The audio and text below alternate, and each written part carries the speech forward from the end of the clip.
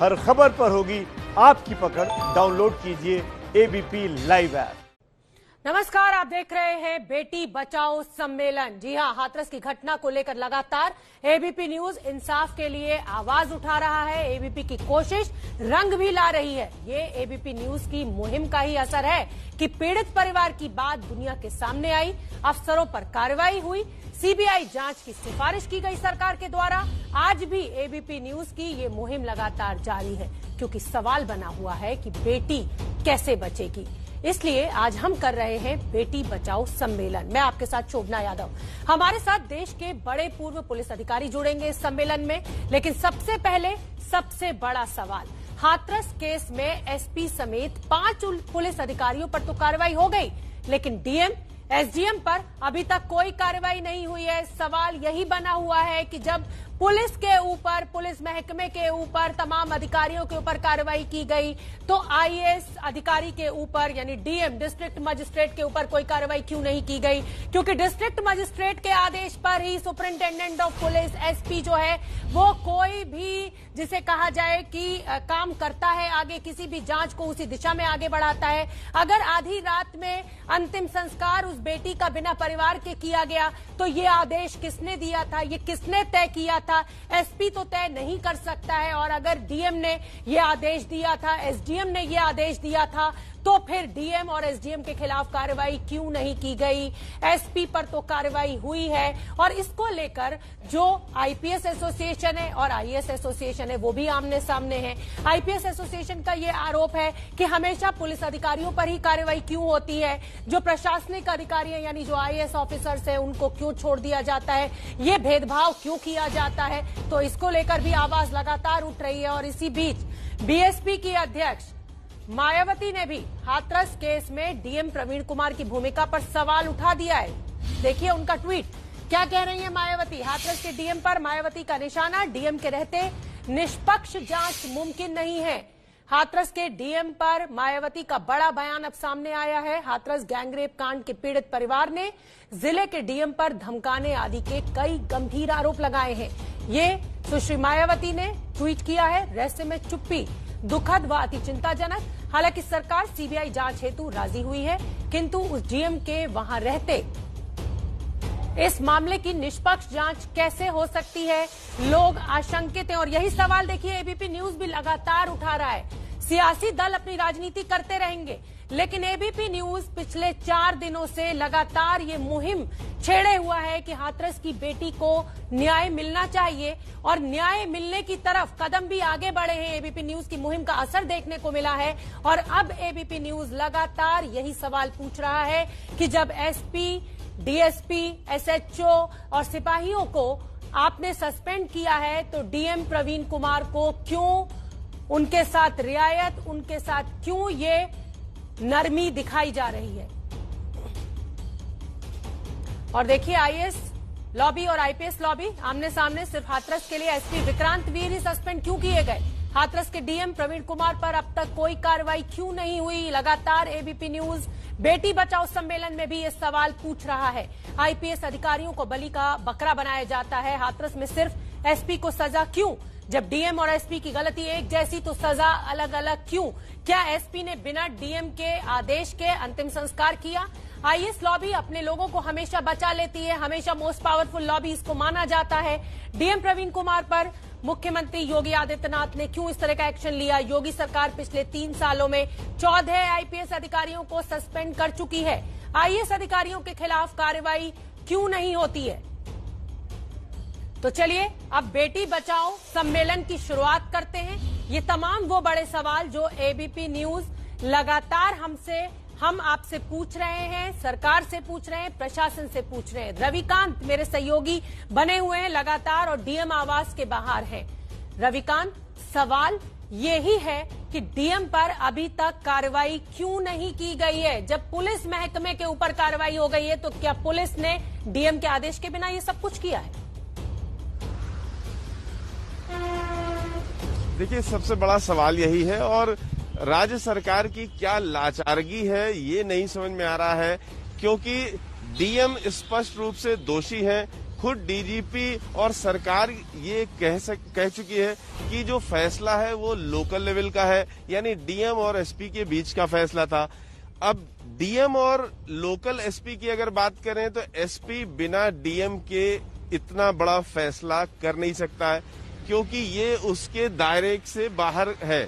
इस तरीके के सभी डिसीजन मजिस्ट्रेट से पूछ करके किए जाते हैं, क्योंकि जिला अधिकारी के बिना ये सारे डिसीजन नहीं हो सकते हैं। तो एकदम स्पष्ट है कि डीएम हाथरस के कहने पर ही जो रात में 2:30 बजे पीड़िता के शव को जलाया गया, वो डीएम के कहने पर जलाया गया। राज्य सरकार ये कह चुकी है कि लोकल लेवल का फैसला था। जब राज्य सरकार को स्पष्ट है तो फिर जो सबसे बड़ा गुनाहगार है उसको सजा क्यों नहीं दी जा रही है?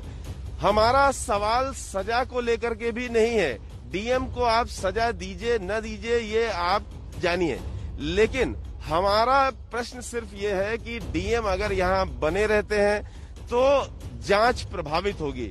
बिल्कुल सीबीआई जांच करेगी, उसके बावजूद सीबीआई जिन तथ्यों को लेगी उन तथ्यों से छेड़छाड़ करने का अधिकार और पावर अभी भी डीएम के पास मौजूद है। रविकांत, आप बहुत बड़ी बात कह रहे हैं और यही तमाम जो मांगे हैं वो एबीपी न्यूज भी लगातार कर रहा है कि अगर वही डीएम बने रहते हैं, चार्ज उन्हीं के पास रहता है, तो क्या सीबीआई जांच प्रभावित नहीं होगी? मेरी सहयोगी अंजलि भी हमसे जुड़ेंगी। उससे पहले मुझे क्योंकि तमाम मेहमान दिखाई दे रहे हैं स्क्रीन पर, मैं आपका तारुफ करा देती हूँ। एके जैन साहब पूर्व डीजीपी हैं उत्तर प्रदेश के, टीआर कक्कड़ साहब दिल्ली के पूर्व पुलिस कमिश्नर हैं, रणवीर शर्मा जी हरियाणा के पूर्व आईजी हैं और विजय वाते पूर्व एडीजी मध्य प्रदेश के हैं। मैं शुरुआत उत्तर प्रदेश के पूर्व डीजीपी एके जैन से कर लेती हूँ। एके जैन साहब, मैं आपसे समझना चाहूंगी कि अगर देखिए सवाल तो पुलिस ने मिसहैंडल किया, डीएम ने मिसहैंडल किया, उस पर तो हम आएंगे, लेकिन मेरा सबसे पहला सवाल यही है कि क्या डीएम के रहते हुए जिस सीबीआई जांच की सिफारिश सरकार के द्वारा की गई है,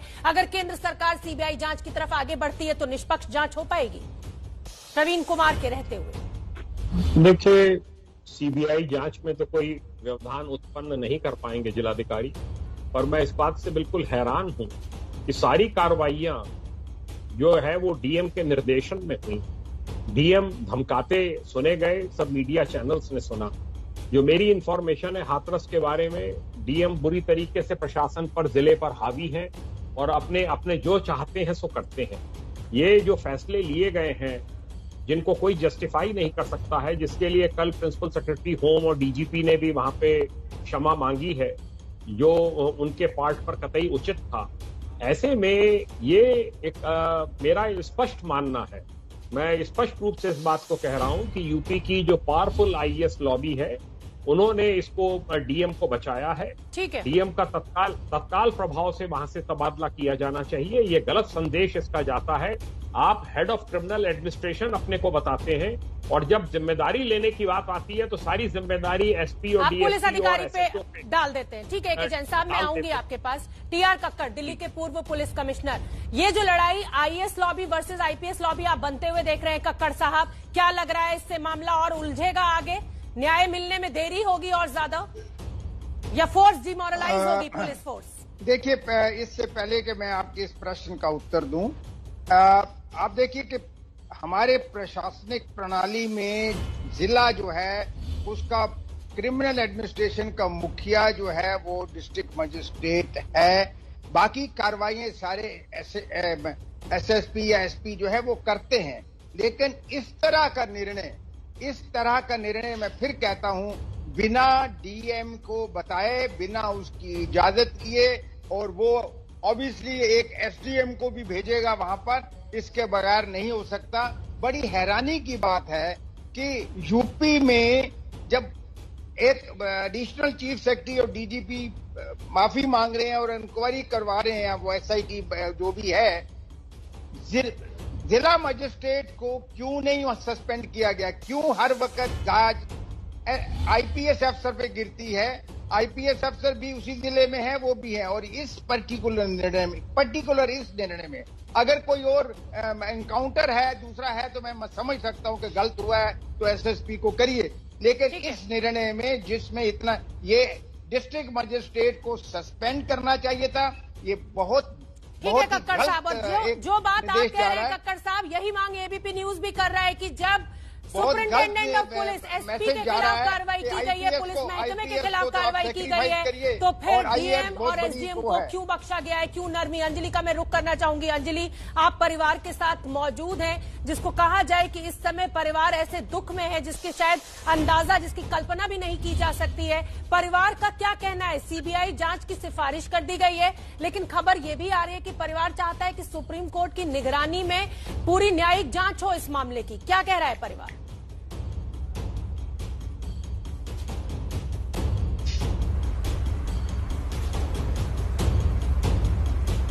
अंजलि, क्या आप सुन पा रही हैं मुझे? जी शोभना, क्या आप अपना सवाल दोहरा सकती हैं? मेरा सवाल आपसे यही है, परिवार का क्या कहना है? सीबीआई जांच के जो सिफारिश है वो उत्तर प्रदेश सरकार द्वारा कर दी गई है, लेकिन सूत्र हमें ये भी बता रहे हैं कि परिवार चाहता है सुप्रीम कोर्ट की निगरानी में न्यायिक जांच हो इस पूरे मसले की। क्या कहना है परिवार का, कोई जानकारी? जी बिल्कुल। देखिए, अभी हमने सुबह एक रिश्तेदार से भी बात की थी और उनका भी कहना है कि सुप्रीम कोर्ट के कोई रिटायर्ड जज हो जिनकी निगरानी में जो भी कार्रवाई करनी है, जो भी जांच करानी है वो करा ली जाए। और इसकी वजह भी शोभना सिर्फ ये है कि परिवार को किसी पर विश्वास नहीं है। तो अब देश की सर्वोच्च न्यायालय के जो न्यायाधिकारी रह चुके हैं उनके ऊपर शायद इसलिए वो विश्वास कर रहे हैं और ये अपील कर रहे हैं कि ऐसे किसी वरिष्ठ अधिकारी की निगरानी में ही जांच की जाए, क्योंकि डर जो है परिवार के अंदर वो साफ देखा जा सकता है। जिस तरह से उनको 3 दिन तक नजरबंद करके रखा गया, तो ये बात उन्होंने सामने रखी है। जी ठीक है अंजलि, आप बनी रहिए हमारे साथ और तमाम पूर्व पुलिस अधिकारी भी हमारे साथ जुड़े हुए हैं। और ये बेटी बचाओ सम्मेलन है, कहीं मत जाइए, फौरन लौट के आ रहे हैं। कुछ बहुत ही जो अहम सवाल है वो हम पूछेंगे इन पूर्व पुलिस अधिकारियों से कि जांच में क्या गलती हुई है, क्यों ये पूरा मामला सीबीआई को जांच करना चाहिए। उस सम्मेलन, हाथरस की बेटी को कैसे न्याय मिलेगा, यही मुहिम एबीपी न्यूज ने छेड़ी हुई है। मेरे साथ तमाम वो पुलिस अधिकारी जुड़े हुए हैं जिनका एक लंबा अनुभव रहा है और एबीपी न्यूज पर ये पुलिस अधिकारी बड़े सवाल उठा रहे हैं कि हाथरस के डीएम को अभी तक सस्पेंड क्यों नहीं किया गया है, एसडीएम के खिलाफ अभी तक कोई कार्रवाई क्यों नहीं की गई है। सिर्फ एसपी, डिप्टी एसपी या इंस्पेक्टर को सस्पेंड कर लेने से क्या ये पूरा मामला जो है वो पुलिस के ऊपर ही इसका ठीकरा फोड़ दिया जाएगा? आईएएस लॉबी भी लगातार क्या इतनी मजबूत हो गई है कि सिर्फ पुलिस अधिकारियों के ऊपर ही एक्शन होता है? मेरे साथ, क्योंकि जैसा मैंने आपको बताया कि तमाम पुलिस अधिकारी जुड़े हुए हैं। एके जैन पूर्व डीजीपी हैं, यूपी के टीआर कक्कड़ दिल्ली के पूर्व पुलिस कमिश्नर है, रणवीर शर्मा हरियाणा के पूर्व आईजी हैं और विजय वाते पूर्व एडीजी मध्य प्रदेश है। मैं रणवीर शर्मा जी का रुख करूंगी जो कि हरियाणा के पूर्व आईजी हैं। रणवीर शर्मा जी, जो सुपरिंटेंडेंट ऑफ पुलिस यानी जो एसपी होता है उसकी रिपोर्टिंग जिले के डीएम को होती है। फिर अगर पुलिस से कोई गलती होती है तो क्या डीएम अपना पल्ला झाड़ सकते हैं? सिर्फ एसपी के खिलाफ कार्रवाई होती है, क्या एसपी ने बिना डीएम की जानकारी, बिना उनके आदेश के ये पूरा काम कर लिया? नहीं, मैं बिल्कुल माननीय जैन साहब के साथ सहमत हूं कि भी किसी भी कीमत पे अकेले पुलिस के ऊपर कार्रवाई नहीं होनी चाहिए। और साथ ही साथ जो डिस्ट्रिक्ट मजिस्ट्रेट है या सब डिविजनल मजिस्ट्रेट है वो भी बाय नेम उनके जिम्मेवार हैं। और क्योंकि क्रिमिनल जो सिस्टम है वहां पे डीएम की मेन रोल है और उस रोल की वजह से उनकी अकाउंटेबिलिटी, जवाबदेही बनती। और जब जवाबदेही उनकी बनती है तो अकेले एसपी को सस्पेंड करना एक प्रशासन में गलत मैसेज जा रहा है। इसे फौरी सरकार को ठीक करना चाहिए। जो भी प्रशासन का काम है वो डीएम की सहमति, कंसेंट के साथ ही होता है। बड़ी बात आप रणवीर शर्मा जी कह रहे हैं कि डीएम की यानी डिस्ट्रिक्ट मजिस्ट्रेट की कंसेंट के बिना कोई भी फैसला जिले का सुपरिंटेंडेंट ऑफ पुलिस यानी एसपी नहीं ले सकता है, तो फिर सिर्फ एसपी जिम्मेदार क्यों? मेरे साथ विजय वाते पूर्व एडीजी मध्य प्रदेश के जुड़े हुए हैं। देखिए साहब, डीएम की जो भी गलती है उस पर सरकार जरूर एक्शन लेगी। एबीपी न्यूज ने ये मुहिम छेड़ी हुई है और एबीपी पर 3 पूर्व आईपीएस अधिकारी कह रहे हैं कि हाथरस के डीएम के खिलाफ कार्रवाई होनी चाहिए, एसडीएम के खिलाफ एक्शन लिया जाना चाहिए। दिल्ली के पूर्व पुलिस कमिश्नर टी.आर. कक्कड़ की भी यही मांग है और पूर्व जो कमिश्नर है उत्तर प्रदेश के ए.के. जैन, उनकी भी यही मांग है। और अब मैं रुख कर लेती हूं विजय वाते साहब का, जो कि पूर्व एडीजी हैं मध्य प्रदेश के। विजय वाते जी, डीएम के खिलाफ कार्रवाई जरूर होगी। एबीपी न्यूज ने ये मुहिम उठा रखी है और तमाम जो भी सवाल हम उठा रहे हैं वो सरकार तक जरूर पहुंच रहे होंगे। मेरा सवाल आपसे अब पुलिस की कार्रवाई को लेकर है। विजय वाते जी, जो अनआइडेंटिफाइड बॉडीज होती हैं उनको अस्पताल में 72 घंटे तक पुलिस इंतजार करती है और उसके बाद क्रिमिशन करती है। अनआइडेंटिफाइड बॉडीज, मैं अंडरलाइन करना चाहूंगी। फिर इस बेटी का जो अंतिम संस्कार किया गया, एक तरीके से कहा जाए उसको अंतिम संस्कार कहना भी गलत होगा, वो कैसे कर दिया गया? वो तो अनआइडेंटिफाइड नहीं थी, क्यों नहीं उसके परिवार को बुलाया गया? ये ब्लंडर पुलिस की।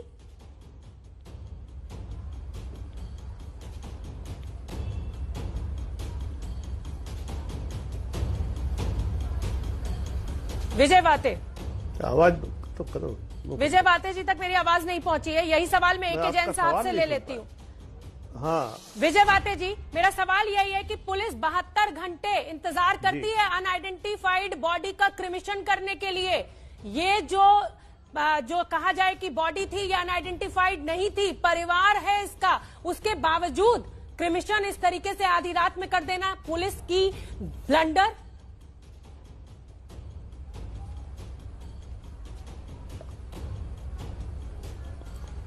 वाते साहब तक मेरी आवाज नहीं पहुंच रही है और मैं ए.के. जैन साहब आपसे यही सवाल पूछूंगी, लेकिन क्योंकि फिलहाल छोटे से ब्रेक का टाइम हो गया है।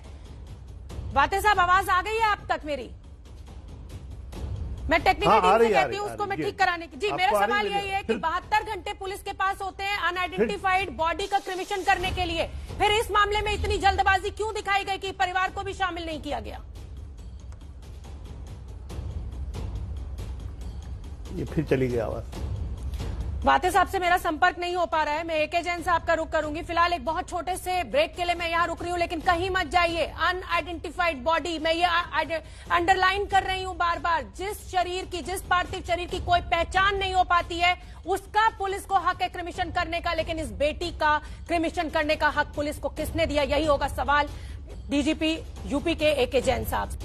तो आप देख रहे हैं बेटी बचाओ सम्मेलन, हमारे साथ तमाम पुलिस अधिकारी भी मौजूद हैं, उनसे भी हम चर्चा कर रहे हैं। लेकिन जो सबसे बड़ा सवाल है वो बना हुआ है, जिले के एसपी पर तो कार्रवाई होती है, लेकिन डीएम, एडीएम, एसडीएम को साथ नरमी बरती जाती है।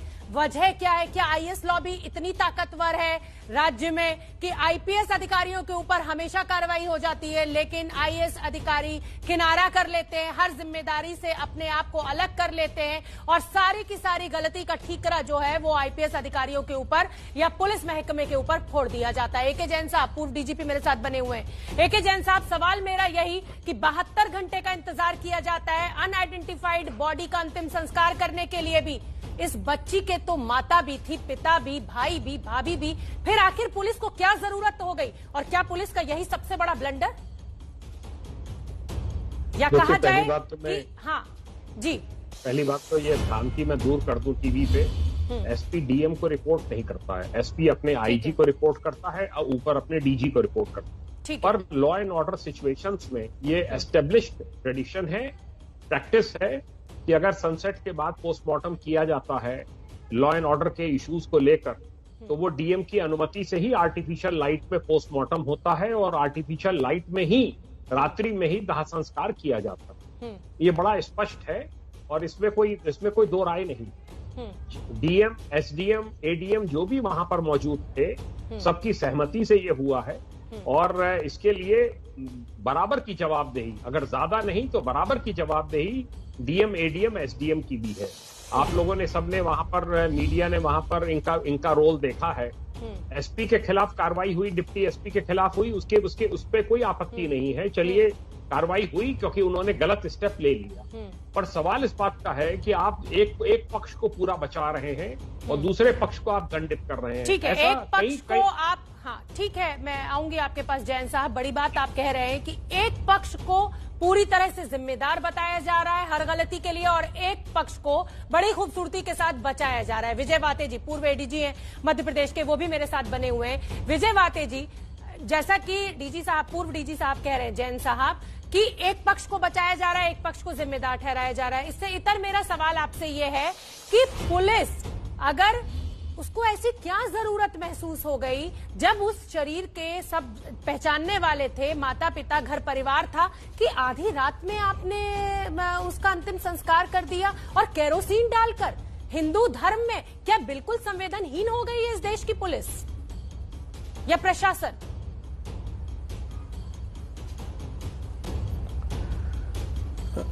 मुझे लगता है कि हम लोग बहुत साधारणीकरण बड़ा आसानी से करते हैं। मुझे पता नहीं कि ये परिस्थितियां क्या थी जिसके चलते ये निर्णय उन्होंने लिया। पूर्वानुमान की त्रुटि मुझे लगती है। हालांकि पूर्वानुमान की त्रुटि है तो भी गलत है, क्योंकि अगर लॉ एंड ऑर्डर की समस्या का उन्हें अंदाज था, ऐसा सोच रहे थे, तो भी व्यवस्था करने के बाद उचित तरीके से ही ये अंतिम संस्कार किया जाना चाहिए। इसमें कोई संदेह नहीं कि अंतिम संस्कार करने के तरीके में निश्चित रूप से गलती रही है और इस गलती का के लिए वो उनका जवाबदेह है और उनको इसका उत्तर देना चाहिए और उसकी परिणाम भी भुगतना चाहिए, क्योंकि प्रोफेशनली भी गलती है ये।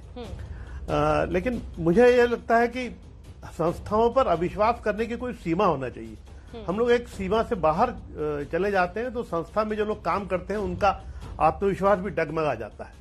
आप बिल्कुल ठीक कह रहे हैं। मैं आपसे सहमत हूँ। बातें साहब, मैं आपसे सहमत हूँ। हम देश की पुलिस से सवाल नहीं उठा रहे हैं, ये सवाल उन चंद पुलिस अधिकारियों से है जी। हाँ, एक बात। दूसरी बात यह है कि एसपी की जो संस्था है उस पर भी विश्वास किया जाना चाहिए। अगर से गलती हुई है तो अपन यह उम्मीद करें हम लोग कि उस एसपी के होते हुए या उस डीएम के होते हुए निष्पक्ष नहीं होगा, ऐसा हम क्यों मान के चलते हैं? अरे सर, सामने दिखाई दे रहा है ना, ये संवेदनहीनता दिखाई दे रही है ना। हर घर में बेटी है। अगर हर पुलिस अधिकारी या हर डीएम अपने ये समझ लेता कि ये हमारे घर की भी बच्ची हो सकती थी, हमारे घर की भी बेटी हो सकती थी, तो शायद इस तरह आधी रात में उसका अंतिम संस्कार नहीं किया जाता।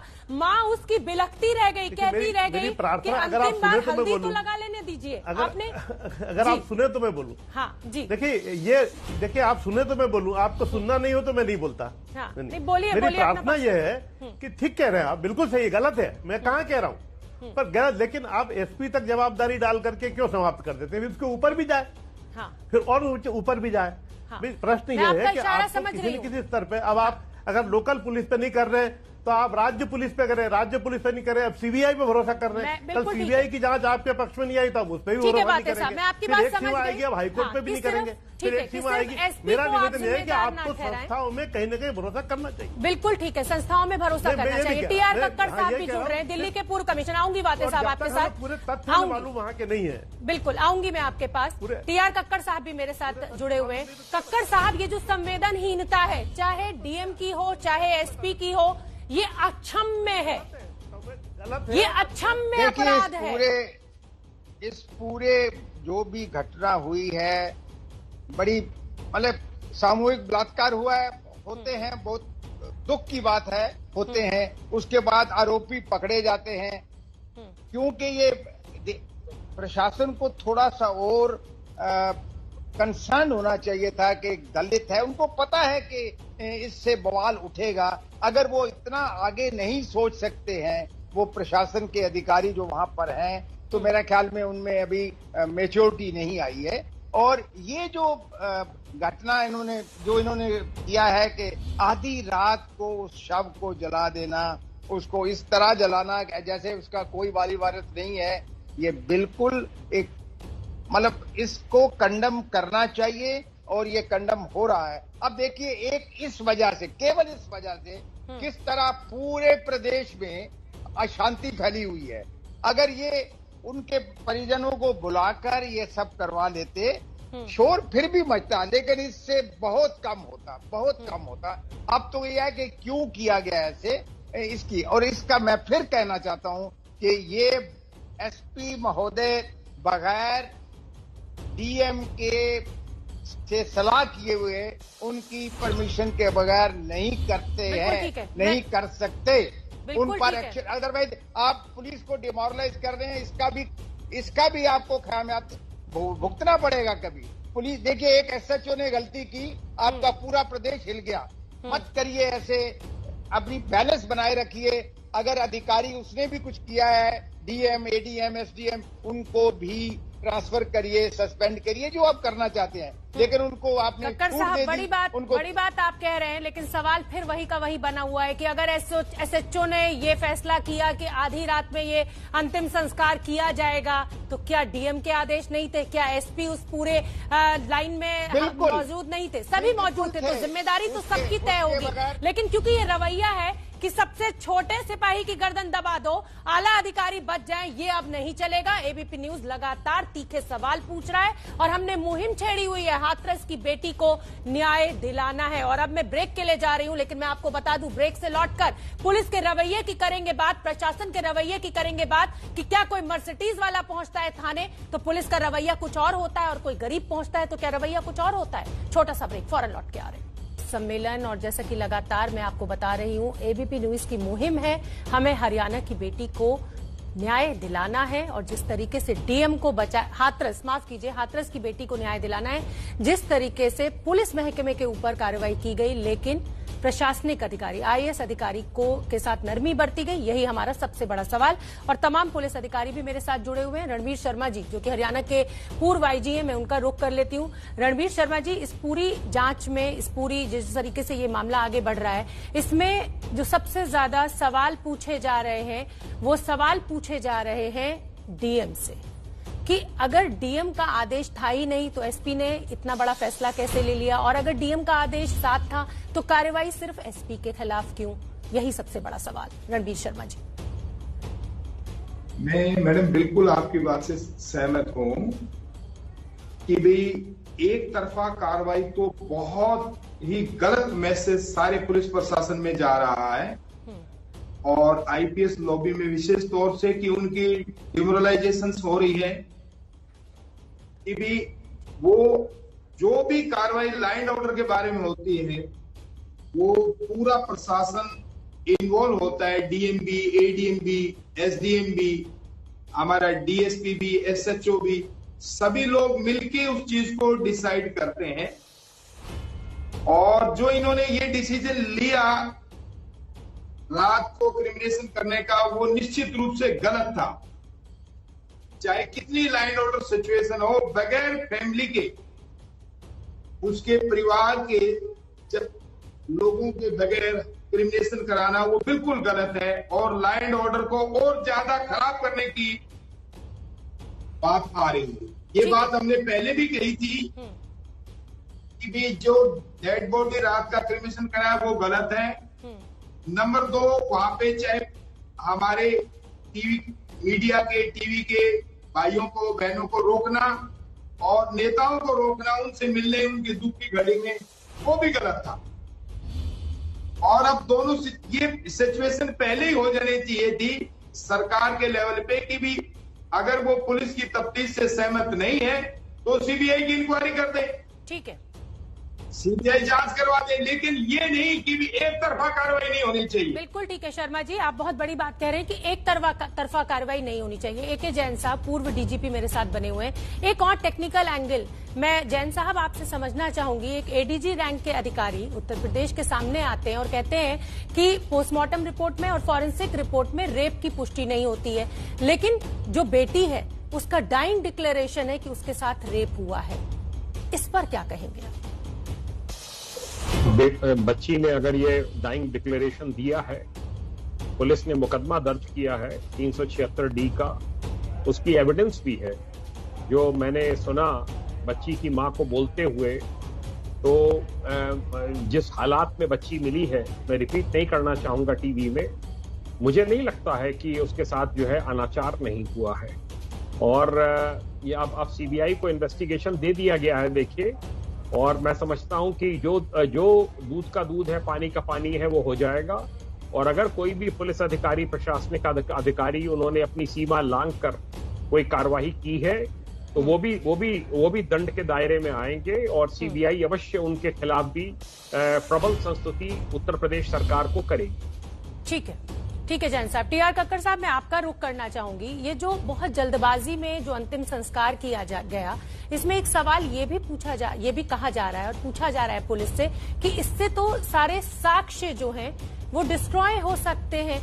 ये भी हो सकता था कि परिवार मांग करता कि दोबारा इसकी फॉरेंसिक जांच के लिए सैंपल्स लिए जाएं या दोबारा पूरी जांच को आगे बढ़ाया जाए। क्या इसी डर को देखते हुए पुलिस ने ये अंतिम संस्कार किया? इसमें थोड़ा सा मैं आपसे भिन्न सोचता हूं कि जो इन्होंने किया, उस शव को जलाया बगैर उसके घर वालों को की सहमति से या उनको साथ रखे हुए, ये बिल्कुल गलत है और इसकी निंदा होनी चाहिए और दंड मिलना चाहिए उन सबको।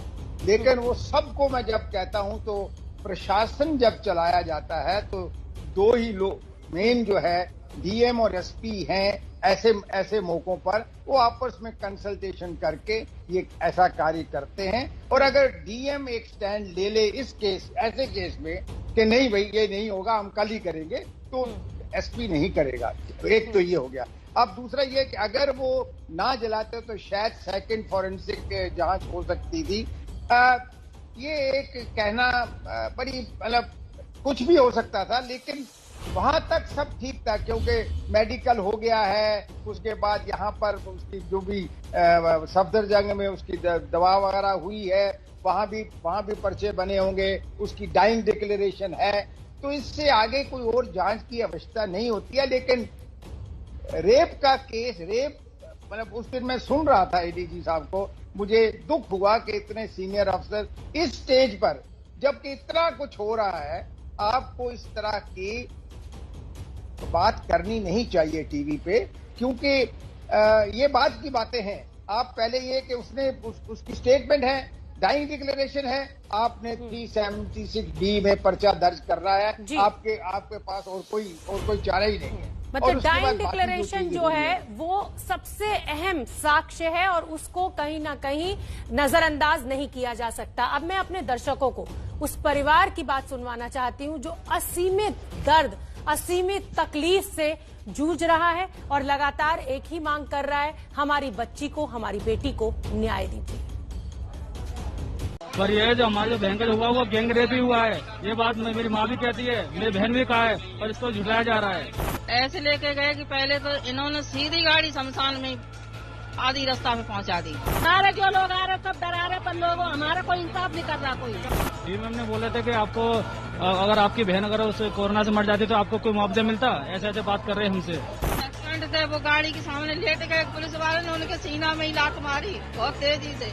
कल बोल दिया था आप लोगों से कि यहाँ पे वो ऐसा टीम बैठी है, पर यहाँ कोई नहीं था। यहाँ पे इनकी कोई बहुत बड़ी चाल है कि जिस तरह से ये सब किया जा रहा है, मैम मुझे नहीं लग रहा कि हमारी बहन को इंसान मिलेगा।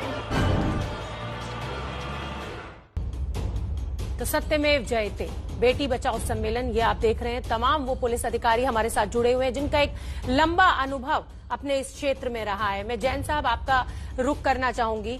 आपने ये अभी आवाजें सुनी होंगी परिवार की, किस तरीके की बात की जा रही है। एक आला अधिकारी जाता है और ये कहता है कि अगर कोरोना से मरते तो क्या इतना पैसा मिलता? क्या हम संवेदनहीन समाज, संवेदनहीन अधिकारियों के साथ अपने प्रशासन को आगे बढ़ा रहे हैं? मेरा तो यही कहना है कि जो इतने संवेदनहीन अधिकारी हैं, जिलाधिकारी से अपेक्षा की जाती है कि बहुत ही सहानुभूति पूर्वक एक रवैया रखें उस परिवार के प्रति जिसके साथ इतनी बड़ी ट्रेजेडी हुई है। उनको पूछें कि आपको आर्म्स लाइसेंसेस चाहिए क्या अपनी सुरक्षा के लिए? चाहिए तो लाइए, मैं बना के आपको आर्म्स लाइसेंसेस देता हूं। जो विपक्षी गण हैं, जो दबंग लोग हैं गांव के, उनके परिवार में अगर किसी के पास में शस्त्र लाइसेंस हैं तो उनके निलंबन की कार्रवाई होनी चाहिए। बहुत सी ऐसी कार्रवाइयां हैं जो कि जिला प्रशासन कर सकता है, जो कि उसको करनी चाहिए। एक पितृवत व्यवहार होना चाहिए कि जैसे कि हमारे परिवार में ही कोई दुर्घटना हुई है, ये इस प्रकार का व्यवहार न करके इस प्रकार का व्यवहार करना, डराना धमकाना, ये कतई भी एक्सेप्टेबल नहीं है। ये कभी होता नहीं है। मेरे माफ कीजिएगा, इसको ये मत समझिएगा कि यूपी पुलिस इस प्रकार का व्यवहार करती रही है। बहुत ही सहानुभूति पूर्वक व्यवहार किया जाता है, बड़ी शालीनता का व्यवहार किया जाता है। उस परिवार के साथ पूरा का पूरा पुलिस प्रशासन मिलकर खड़ा होता है जिससे कि उनको मजबूत। बिल्कुल। तो आपने ये तमाम जो पूर्व पुलिस अधिकारी हैं जिनका एक लंबा चौड़ा अनुभव रहा है, सभी का ये कहना कि डीएम पूरी तरह से जिम्मेदार है। सिर्फ पुलिस के ऊपर कार्रवाई एक तरफा एक तरीके से ये निर्णय लिया गया है। प्रशासनिक अधिकारी डीएम के खिलाफ भी कार्रवाई होनी चाहिए और यही एबीपी न्यूज भी बेटी बचाओ सम्मेलन में लगातार कह रहा है। छोटा सा ब्रेक, लेकिन मैं आपको बता दूं कहीं मत जाइए, क्योंकि अब जब हम लौटेंगे तो हमारे साथ महिला वकीलों का एक बड़ा पैनल मौजूद होगा। हर कानूनी दांवपेच, हर कानूनी एंगल को हम उन महिला वकीलों से समझेंगे कि इस केस को क्या कमजोर कर दिया गया है जो अंतिम संस्कार इतनी जल्दबाजी में किया गया।